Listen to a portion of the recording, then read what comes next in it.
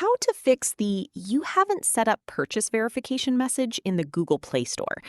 This warning usually appears when purchase verification hasn't been enabled for your Google account. Let's go ahead and fix it. First, close the Google Play Store if it's currently open.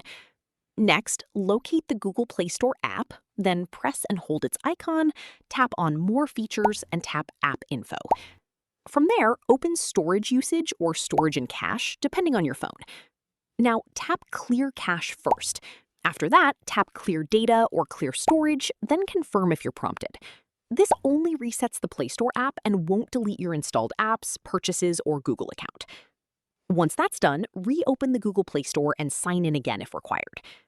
If the message still appears, tap your profile picture, go to Payments and Subscriptions, tap on that, then tap Purchase Verification and enable Biometric Verification. Follow the on-screen instructions to verify your identity using your fingerprint, face unlock, screen lock, or Google account password, depending on the options available on your device. And that's it. Your purchase verification should now be set up, and the warning message should no longer appear.